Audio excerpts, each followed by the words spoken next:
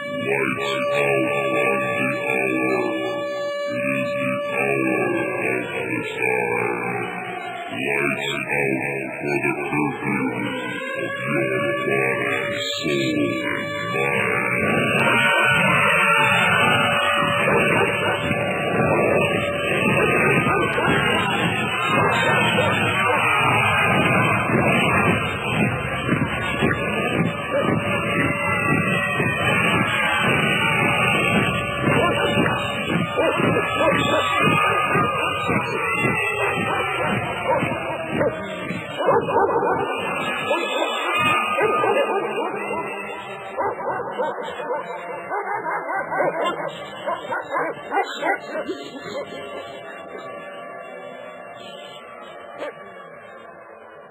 You're listening to the Hour of the Time. I'm your host, William Cooper, and I'd like to take just a moment to tell you about our sponsor, Swiss America Trading. As you know, folks, a fire has caused us to move. When my friends at Swiss America Trading heard about the fire, they went right to work finding us another place to broadcast. Within a matter of hours, only hours, a new station was found, thus making it possible for this program to continue to get the truth to the world. The people at Swiss America Trading stand behind this program, and I want you to stand behind them. Swiss America Trading deals in protecting their clients through non-confiscatable, non-reportable hard assets. You've heard me inform you about the trouble this country is in, both politically and financially, and the time to act is now. Call the experts at Swiss America Trading at 1-800-289-2646 and have them show you how to protect yourself. Call 1-800-289-2646. That's 1-800-289-2646. Once again, 1-800-289-2646. And mention my name, William Cooper, for a free newsletter on protecting your future. By protecting your future, you're keeping the future of this program and freedom for the world alive. Call today, 1-800-289-2646. We have on the line with us from WACO, Texas, one of the people, a woman who was actually in the church of Branch Davidian when the government agencies, the FBI and the Bureau of Alcohol, Tobacco, and Firearms, attempted to serve a warrant. And we're going to get her story as to what happened from her point of view inside the church. Could you tell us your name, please? Rita Riddle. Rita Riddle, you were at the church at the time that all of this happened. Yes, I was. Can you tell us what you were doing there? Well, I met David Koresh in 1988. I was at my home in North Carolina. And he came to North Carolina with my brother, and my brother asked me if I wanted some Bible studies, which at the time I wasn't into the Bible at all. Matter of fact, it was further strange in my mind. So I told him, sure, I'd listen. So when he came, I started listening. He started opening up the stuff, and he was there several days, and then, he returned to Texas. And I could see that there was something more to what he was sharing with me than just the norm of, what you get in church every week.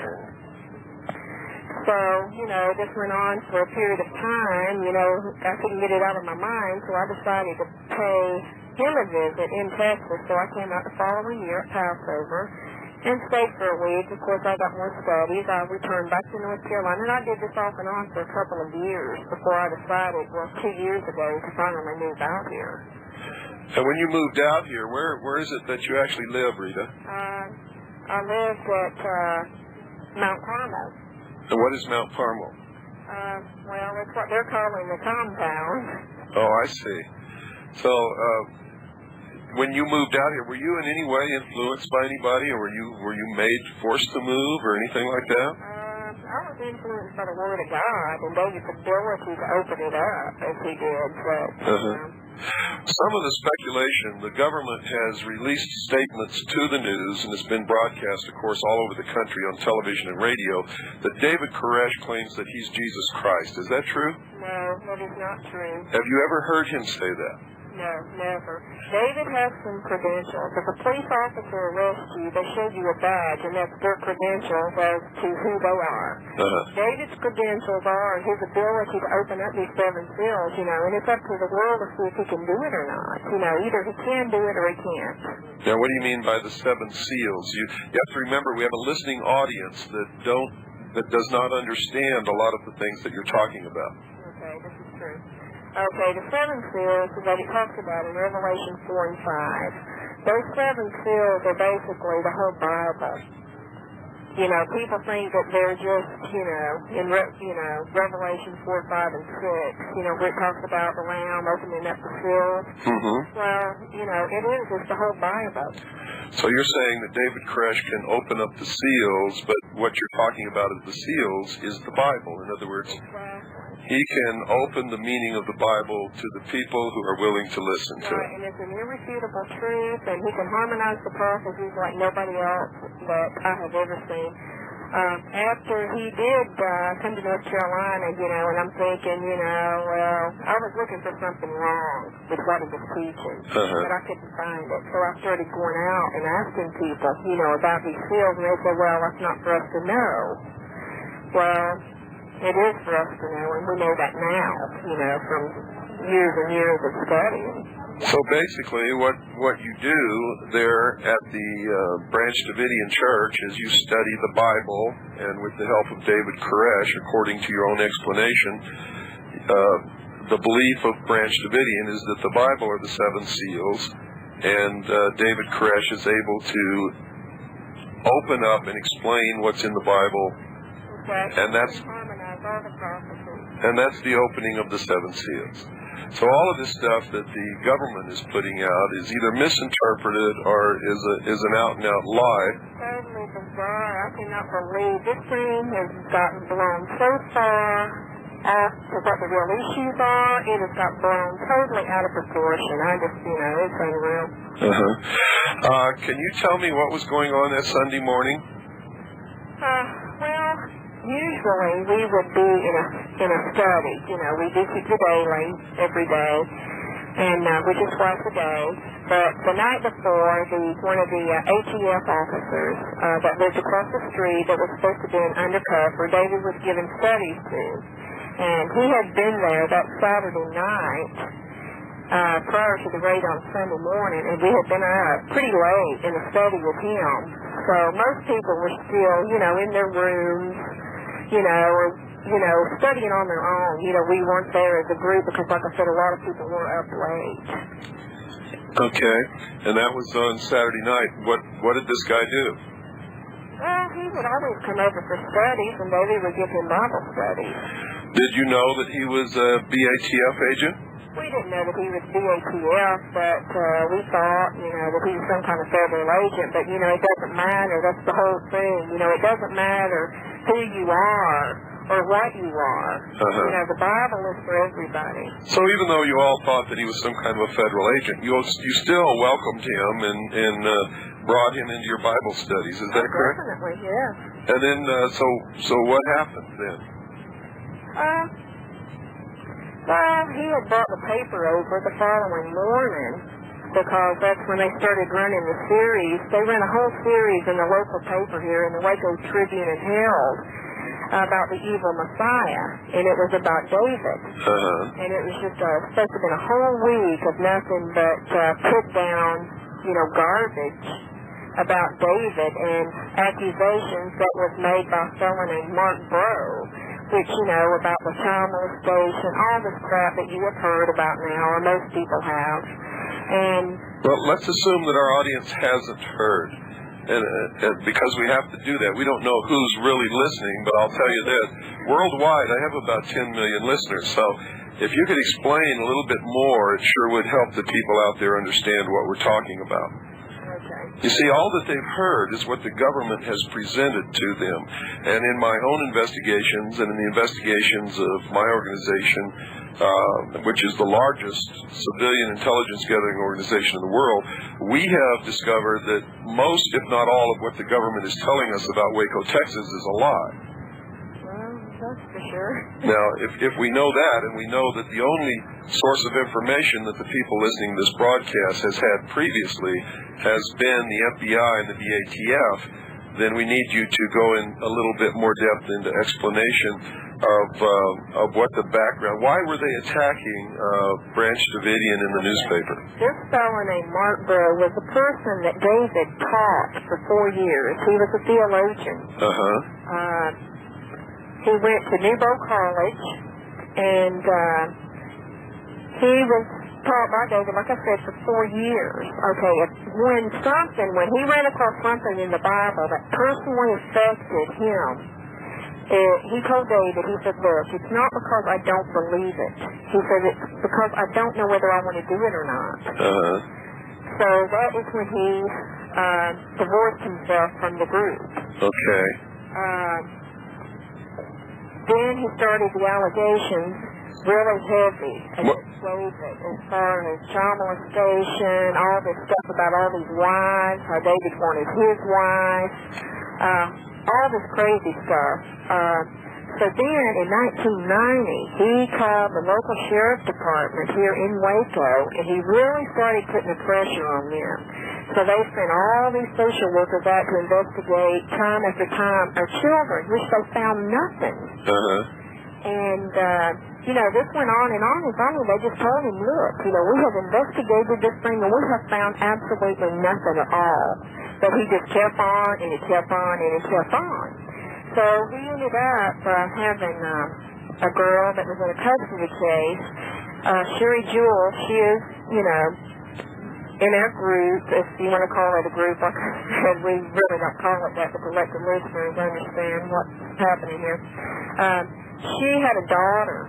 He contacted her father in Battle Creek, Michigan, and told this David Jewell that David was dangerous, that he was molesting children, and so he had a court order when she went up for the holidays that the child, Terry, could not return to the mother, Sherry.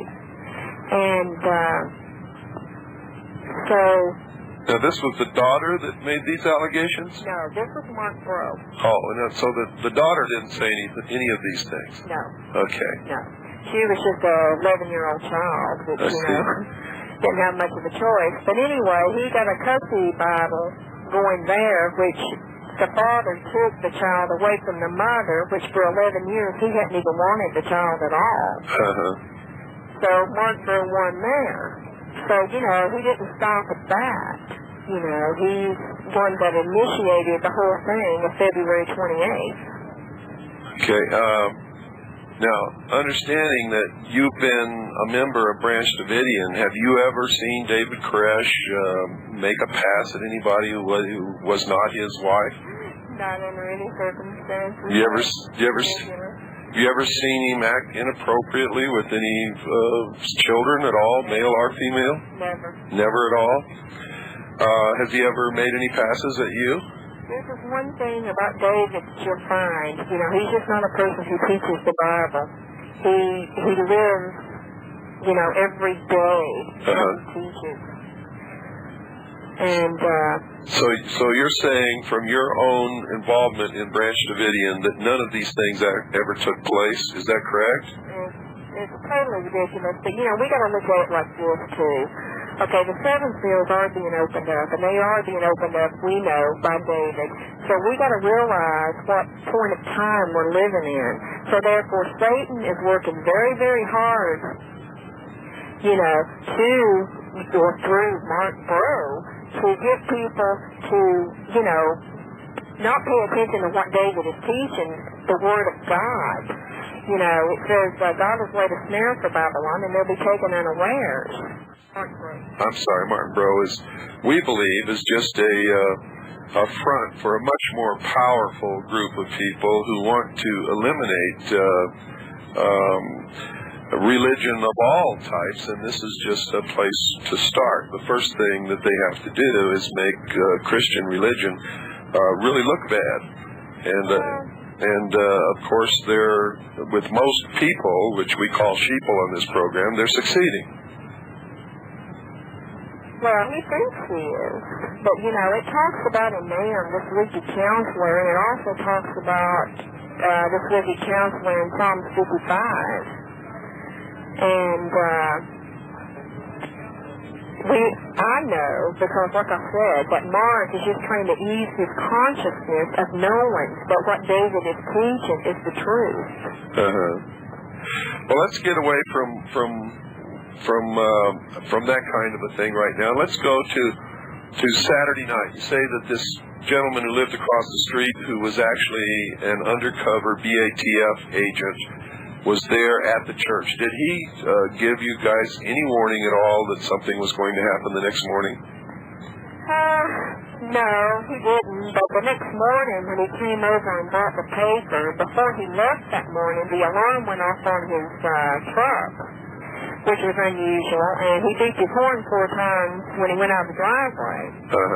But then, when he did go across the street, there was a lot of commotion back and forth. There's 2 houses that sit directly across from their property to, you know, their property. So the house that the BATF was in and the neighbor's house, they were, you know, pulling vehicles from the one the agents were in to the next door neighbors, and there was just really a lot of commotion that was totally unusual. So, you know, when you live out in the country like we did, you pretty much know the line of traffic. Well, I do live out in the country, and I know that anything out of the ordinary attracts the attention of everybody around. So what you're telling us is that there was some highly unusual activity going on in the property across the street from the church, and did this alert you that there might be some kind of a raid, or what did you think about this? No, I didn't. I was just like, man, what are they doing? You know, because you'd see them all of a sudden pulling trucks from one driveway over to the other driveway, and it's like, man, what are they doing? Then all of a sudden here we see these big trucks coming down the road with the cattle trailers on the back. And we're like, you know, that was unusual too, living out in the country. Yes, you see trucks with cattle trailers, but not like these, you know, not with tarps over them anyway. So the whole thing was totally unusual, but we still didn't know, you know.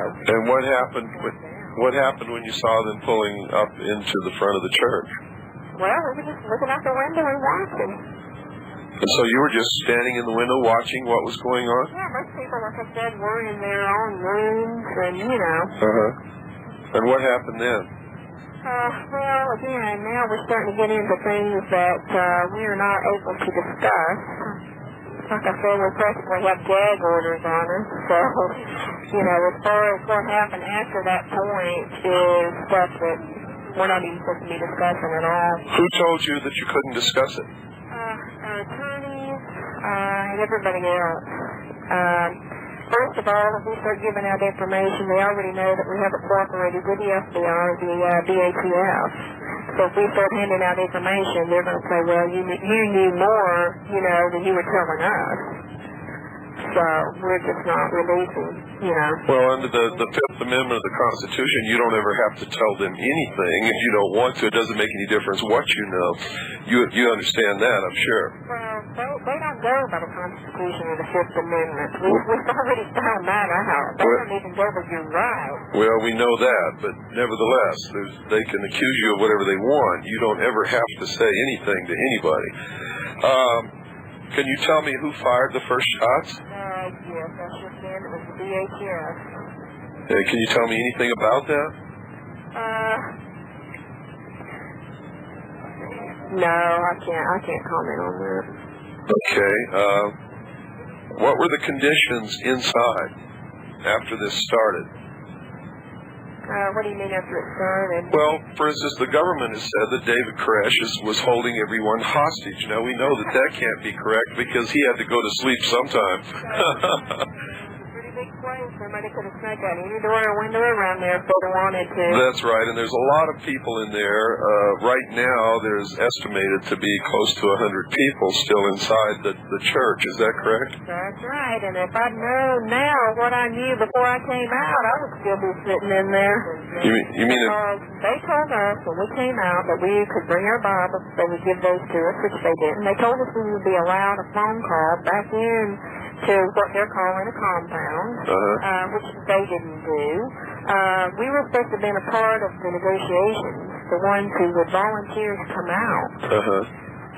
That if we came out, that we could call back so that others would come out. Well, they're wondering why nobody else came out after us. We didn't get the call back in. They didn't hold up to their end of the bargain, as they never did before anyway. So they lied to you? Oh, yeah, they always did. They're lying to everybody. We found that out. Just starting out with the second day that this was going on, when they started bringing these tanks in, that they would not come on the property. So they would take the tanks around to the back of the property and do all kind of damage, and where the news media 3 miles down the road couldn't pick it up. And then swear up and down that, they didn't break negotiations. I see. But, there was so much that went on that was covered up. Well, Rita, let me ask you something. What are they doing there? Why did they do this? What are the charges? They've sealed the warrants, so we can't find out even why they're there. Well, I will tell you this. They knew 2 months ahead before they ever did this raid that every single weapon that was bought was done legally. That Paul Fada did go back and forth to gun shows locally around Houston, Austin, and different areas around here. They pulled UPS balls, which UPS had already sent a sheet telling that BATF had pulled their files. They sent us a copy of the letter letting us know that they had done that. So, they were already aware that everything that we had was legal. Well, we know that everything you have is legal. What are these allegations about 50 caliber machine guns and things like that? Again, that's something the FBI is going to have to answer, because I don't know where they come up with half the stuff they come up with. Okay. So you're saying that basically they came there because they believed that there were illegal weapons, but they knew that there were not? I believe that they knew for a fact that they were not, but we also know that BATF, it was time for their fundraisers so that they would still have their jobs. So, they made sure that, Channel 10, the WACO Tribune and Herald, and several people were there to witness what they were going to do. We did hear a person that came in over the radio the second day that this happened, that he was in a bar called Kelly's, locally here in town, and that the BATF officers were in there bragging about what they were going to do to us the next morning. And what did they say? Well, they didn't go into any details, over the radio, but he did say that he was in there, and that they were sitting in there bragging about what they were going to do to us. Okay. And all the time that you were with Branch Davidian, did you ever see anybody do anything illegal? Never. Matter of fact, that was one of the strictest things that David made everybody abide by. I mean, if your tag ran out on your car, you wouldn't drive it out on the highway. Okay. And did you ever see any signs of child molestation by anyone? Never. Any promiscuity amongst the men and women whatsoever? Never. Okay, now a lot of people out there are wondering, I hate to even ask this question because it's our right as Americans under the Constitution of the United States of America, and specifically the second article and amendment, to keep and bear arms. So there is no question that any American can buy and keep firearms if they wish to, in any number that they wish to, because that's our constitutional right. But there are a lot of people out there wondering why church members bought firearms. Can you answer that?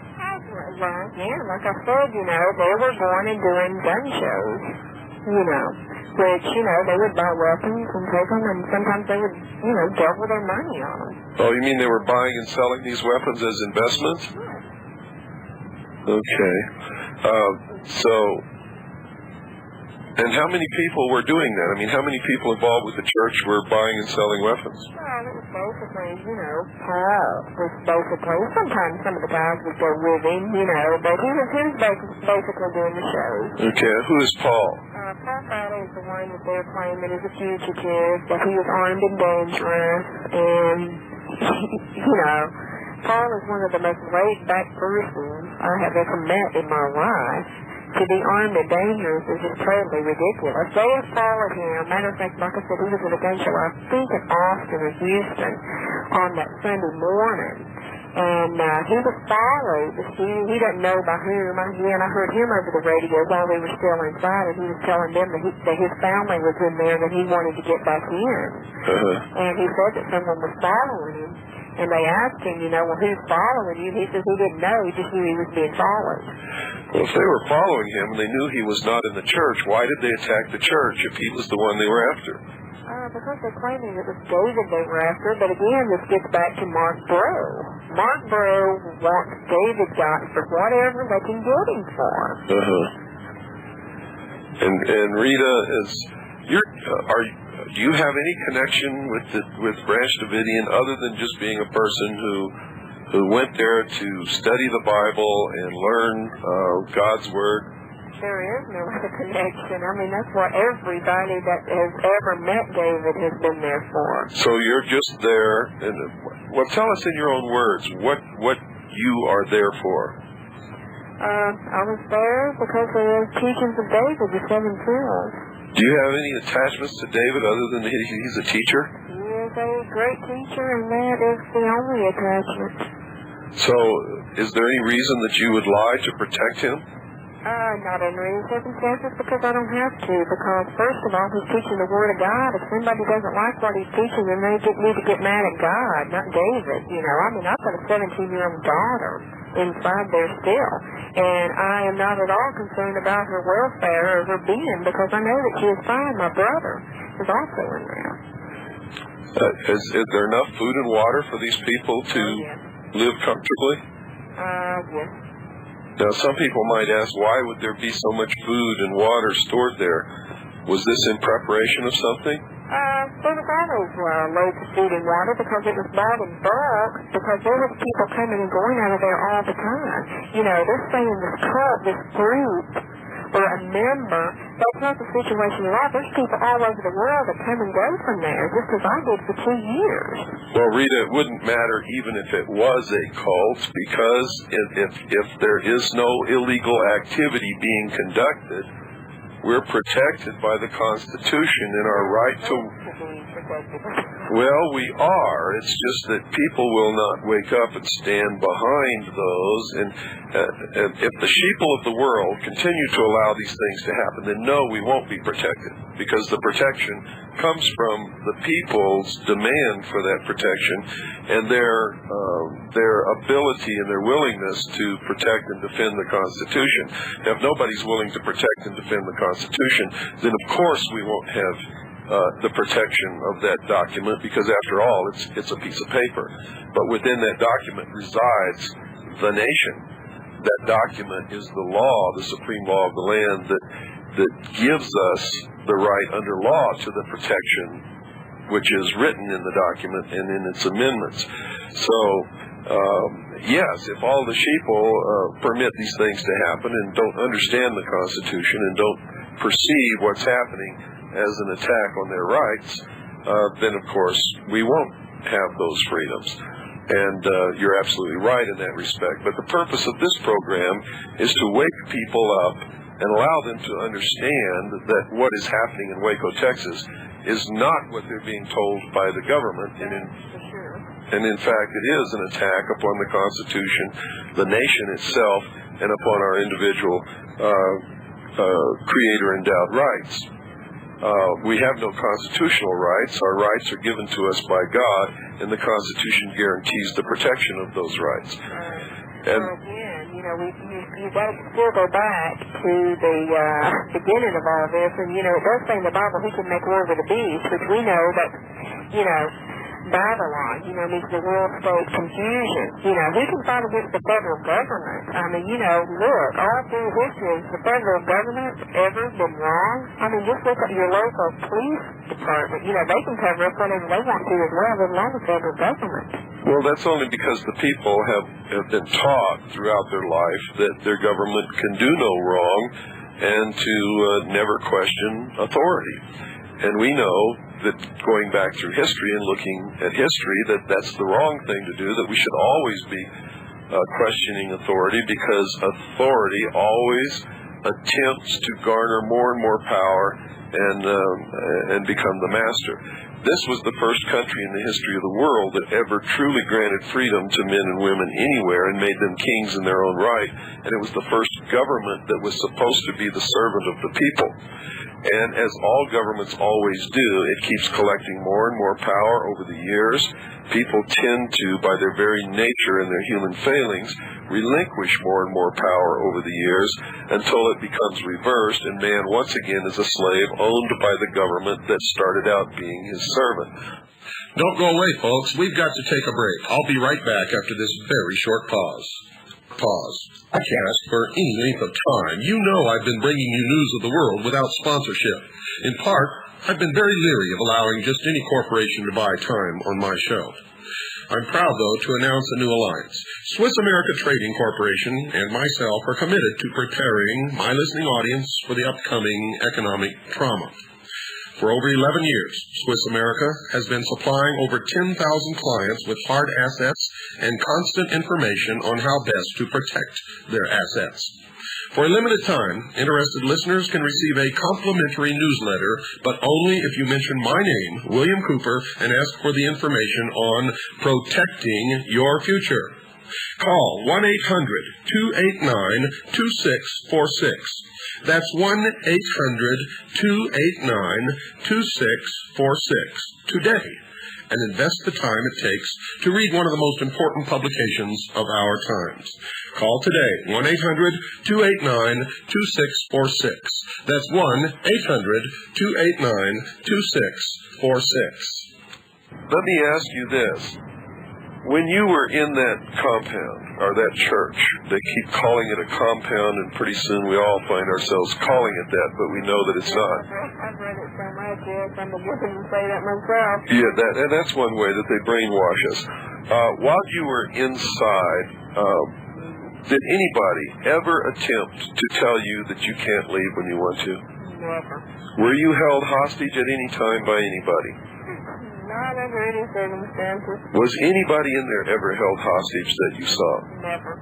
So anybody in there is free to go at any time that they wish. Exactly. Matter of fact, let me give you a few examples. If someone came to listen to David and to what he taught, if they found themselves wanting to leave, and for whatever reason, and they didn't have the money, David would always make sure that they had enough money to get where they were going, to set themselves up for whatever they needed.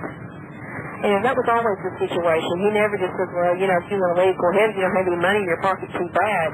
He always made sure that somebody either took them, they had an airline ticket to and from, whatever the situation, he made sure that, they had proper means.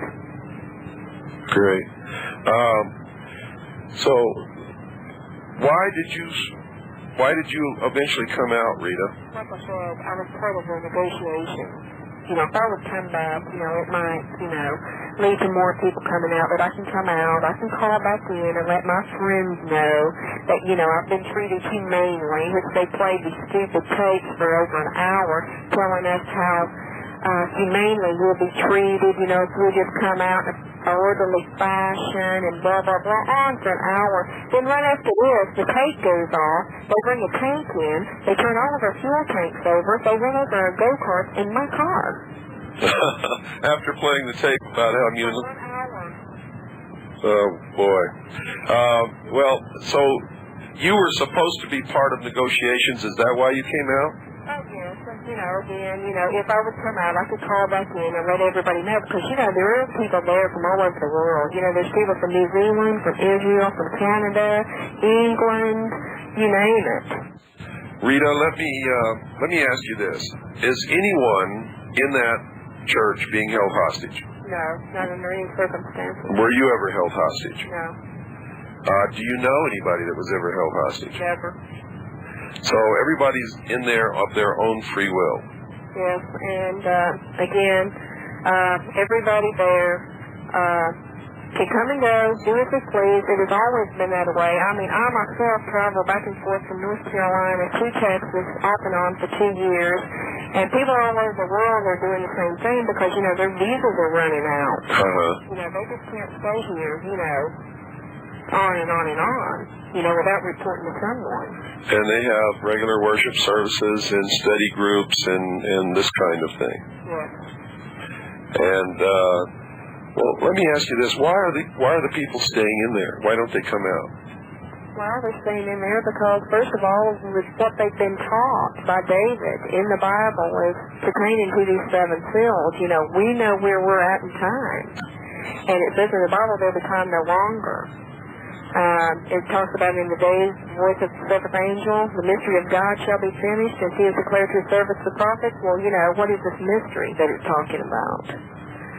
Well, you're saying then that they're staying in there because David taught them not to come out and are what? What is... No, David didn't teach them not to come out, but like I said, God has allowed the situation that has happened out here to happen for a reason. You know, people look at it from a biblical sense, they look at it from a political sense. Whether you're looking at it biblically or political, it goes back to the same thing. You know, God. Well, the way I would look at it is from the Constitution. I'd say, hey, we have every right to worship. We're protected by the First Amendment. We have the right to keep and bear arms. We're protected by the Second Article of the Amendment. You have no right to do what you're doing. You've killed people. You've caused the death of others. I'm not coming out just on principle. It wouldn't have anything to do with anything else with me. But I understand where you're coming from. But I'm trying to get a clarification. If you look at it from a political sense, okay, again, you still got to go back to the Bible, though, because, okay, we know that our constitutional rights have been abolished, more or less, in our amendments. You know, they take none of this into consideration, so therefore you got to go back to who can make war with the beast. We know that only God can do it. Well, these people inside the church, they're looking out at all these guns and tanks and armored personnel carriers. Aren't they afraid? Well, let me tell you, I rode in one of their armored personnel carriers, that they call it. Let me tell you, it's a tank. They try to intimidate you by those things, but, you know, like I said, you know, it's okay. An example of what's going on. If people read the book of Nahum, it talks about these tanks in Nahum. Ever in the history that anything like this has ever happened, there have never been tanks involved. Well, why now? You know, they're trying to say that we're setting the stage up. You know, that we've read these prophecies and we're making it happen. Well, hey, we didn't tell them to bring their tanks up there. You know, they're complaining because they've been there, they want to go home. Well, go home. You know, we didn't invite them in the first place. Well, that's true. Why? How did you get to ride in one of these things? What? When we came out. That is how they transported us out of there. Nobody knew. They asked me to drive my car out after they had already ran over it the previous night or previous afternoon with a tank. They ran over your car with a tank and then they wanted you to drive it out? Oh, my goodness. So when you came out, how many people came out with you? With myself and one other lady. And so they asked you to get in this tank, and then they took you where? It had been raining, really nasty weather out here. The place was really muddy. The tanks really torn the place up pretty bad. When you went out and you approached the tank, they would yell at you, shine lights in your eyes if you went out at night, holler at you, tell you to throw your stuff down on the ground in the mud, and then they would search you. And then, you know, they would go through all your belongings, and then they would take you to, I guess it was one of I couldn't see outside the tank, so I really don't know, one of the checkpoints. So, where did... That's where we transferred to a car. Then where did you eventually end up? We went to be fingerprinted at TSTI, and then went to McClellan County Jail. And then where did you go? From there, I am now in a Salvation Army halfway house in Waco, Texas. In a Salvation Army halfway house. Can you... Funded by the federal government to house federal prisoners or inmates.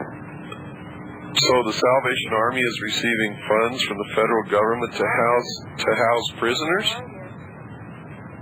I thought the Salvation Army was a church. Yeah, well, you learn new things every day when you get in this situation. So you're being held prisoner by the Salvation Army? Yeah, like I said, it's funded by the federal government. So. Oh, this is incredible. You can't come and go as you please. No, we're under house arrest. We're not even allowed to walk out the front door. We can have no media come and take any photographs of us. We cannot do any live interviews. So who is serving as the guard for this place? Well, you're under house arrest, so therefore they are leaving it up to us that we don't break any of the rules. If we break any of the rules, then we go back to the county jail. Oh, I see. So you're being held under threat of going to a hardcore jail. I understand. Now, were you afraid when you were in there and all the shooting took place and you saw people killed and wounded? Oh, it was different, but we learned, these things. We knew something was going to happen, because like I said, we realized the time that we're living in, but we had no idea that it was going to be this particular thing. Well, what crossed your mind when you saw people getting killed and bullets coming through the walls and... Well, I wasn't in that situation. I mean, as far as where we were at, everybody was down on the floor. There was, matter of fact, I was holding one of the girls there's baby when all this happened, and this baby was something about 6 or 8 months old. So it's all I could do to try to keep this baby calm. So, How many people inside were killed? Which they're refusing to release. They're saying that, David lies so much that they don't know whether to believe him or not believe him. They knew point blank on the first day that there were 6 people in there dead. Simply because when they did a ceasefire, we let them come in and take their dead and their wounded out. They promised to come in and take our dead out, which they did not do. And they would not give you any medical supplies or food or water or anything like that? We had water, but no, they weren't going to do anything to benefit us because they wanted everybody to come out and turn themselves in. Were all the dead men and women? Excuse me? Were the dead men and women? There was 1 woman and 5 men. 1 woman and 5 men. No children were killed? That's another thing that hasn't been released, so I can't comment on that. But one of the people that they already know, which was on the outside trying to get in, was Mike Schroeder. Which, right now, they have not yet released his body either. His family cannot even get his body. They won't release it. So you're telling you can't tell me if there were any children killed? No, and like I said again, that's information that hasn't been released. Why in the world would anybody want to keep that a secret? Well, if I told you, I'm just comment on this. How many people were wounded? There was, of course, David himself and about 4 others.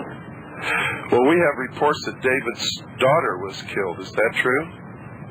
Well, again, this is something that, I'm not going to comment on at this point. When all this comes out, you'll see why later on. Okay. Well, Rita, what is the attitude of the people who are still inside the church? Great. They have good morale? Definitely. Because, again, we know that God is in control of the whole situation. Are these people willing to die before they come out? Well, if they're here, wants to go in and do the same thing they did before, then there's not much of a choice. Again, we know where we're at as far as the fields. We know that we are in the 5th field. So, again, you would have to learn what these fields are in order to know where we really stand. And this is not just something that you can just tell somebody, because the fields are a progression thing. You're not going to understand the second one until you learn the first. And, you're not going to understand the third until you know the first clearly and the second clearly. So, basically, they're not going by anything other than Scripture. That's right. You know, it's supposed to be the Word of God, but if you believe the Bible and what God says to be true, I mean, you know, that's the only thing we really have to live by, is God's Word. You know, we're trying to make out like it's David's Word. Well, it's not the circumstances at all. You know, God wrote it. David's just, you know, preaching it. Have you learned anything from all of this, Rita, that you'd like to share with the listeners? What do you mean? Or anything at all? As far as what I was into with David or this situation? Anything. Okay. Anything that you might think is important that you've learned from this that you would like to share with the listeners? I have learned that David can open up these seals, and this is the issue here. The federal government is trying to stop him from teaching every soul on this earth those seals, which we know that God is not going to allow that to happen, because He didn't put them in there for them to be filled up. It said fill them up to the time of the end. And it talks about there'll be time no longer. Well, we're in that time now. So, you know, he's going to get the word out. You know. What do you think is going to happen to David Koresh when this is all over? Well, again, if you read what was put up on the banner, you know, you can see. Well, you've told me what those were, and I've just learned that. After we finish, I will play back the tape and look up all those references. But there are lots. I didn't give you all of them. On the letter, the full-page letter that was sent out was Isaiah 45, Revelation 10:7, Revelation 18, Psalms 2, Jeremiah 50, 22 to 25, and Psalms 18. They're saying that David is threatening them by this. Well, whose word is it? Is it the word of David Koresh, or is it the word of God? They're saying that David is threatening them by sending them a letter with these scriptures. With scriptures in it. Good grief. And so far, they haven't. You know, one thing that baffles everybody is if they're just after David Koresh, why didn't they wait until he went into town and to arrest him? Why did they come out and cause this, all the loss of life and now a siege with people inside and children? That's why they had the press and everything there. That's why they had started these series of articles. It was to make him look bad and then go in and do this big raid so that they could be funded for however long they're funded for. Well, the BATF is an agency of government that receives funding every year. I mean, I don't. Well, I bet after this they may not decide to ever keep them. They're costing the government more money than anything else that's ever happened in law enforcement in the history of the country. And not only that, but we found out that they've broken just about every law that there is in the process. You were a member of the church.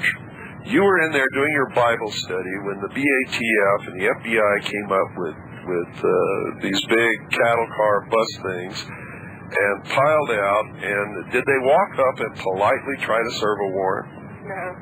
They were climbing, sticking ladders, climbing up all over the roof, busting out the windows. So they didn't wait to even see if David was even there. So they just jumped out and began shooting and putting up ladders and breaking windows and this kind of thing. They sure did. Wow. And then the church members, what did they do? Well, like I said, I can only say from where I was at, and I was in my room, and if you walked over to a window and kind of, man, what is going on? You know, you're looking out, and they would just holler window and spray the window with gunfire. So if you just went over and tried to look out the window, somebody would holler window, and then all of a sudden bullets would start coming through your window? It would, and it happened to several of the young kids. It happened to myself and to several of the other ones. So what did you do? I got down and didn't get back up. You got down on the floor and stayed there? And so you were, how long were you in there surrounded by the BATF and the FBI with dead and wounded in the church until you decided to come out? Well, that day, that same within the hour, there was a ceasefire called. And, everybody was told, there were like people hiding behind barrels and stuff, way over on the north end of the building. And, there was a guy calling them and said, hey, ceasefire, go ahead, get out of here. And they said, well, how can we trust you, And they said, go on, get out. But, everybody, I can't tell you everything that went on in that building because, like I said, it is a large place.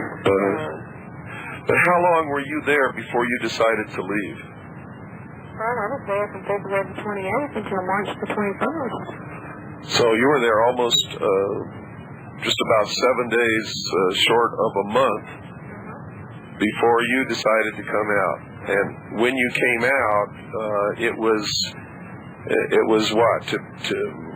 Did you just to do negotiations with them? No, it was part of the negotiations. Oh, it was part of the negotiations? In other words, they negotiated for you to come out. How did they even know you were in there? Well, we would talk to them on the phone. Everyone we talked to, we made it very clear that we were not being held hostage in there. We would hear them, on their press conferences saying how they was holding people hostage. And so we would just get on the phone and talk to them and tell them we were there because we wanted to be there. And they talked you into coming out? And, this started when, the kids were sent out first. Several of the children. Then David sent $1,000 out for them to send in 6 gallons of milk, which they didn't do. He paid $1,000 for 6 gallons of milk and they didn't send it to him? It was supposed to have been if any other kids that went out needed anything. So we did do some milk for the other kids that were in there, but no, they didn't send it out. So finally the local sheriff had it sent in. So then we found out the coolers they had put it in, they had bugs. Had what? Had bugs in.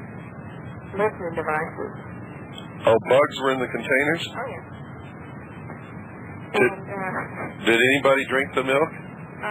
Well, it was kind of they had put the milk in the coolers, and the bugs were inside the coolers.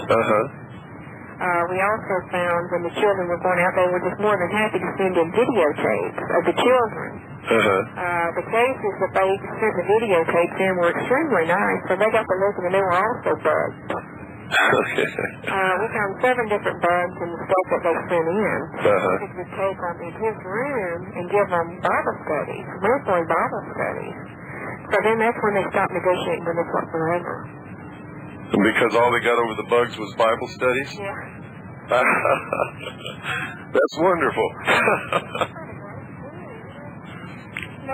They really didn't appreciate it, though, but they will one day. How many people all total came out up to this time? I'm not even sure. I know there was about 21 children, and there's probably about 12 or 13 of us, the adults. So about 21 children and 12 or 13 adults. Are all the adults in the same place? No. How many others are there with you? Several of them are still in the county jail because they have tacked charges onto them. Anytime we have found that they try to modify our orders, as far, as being a material witness, they can only hold you for so many days. So anytime your attorney tries to go to court to modify your order, then they start taking charges on conspiracy charges and attempted murder and whatever they can find. So that you can't get out. Now, why is it that they don't want you out? I don't know.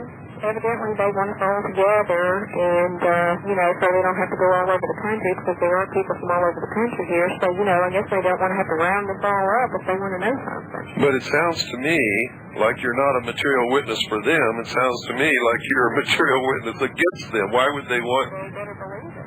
Why would they want to hold you as a material witness if everything you're going to say is going to be against them? I just don't know. That's a good question.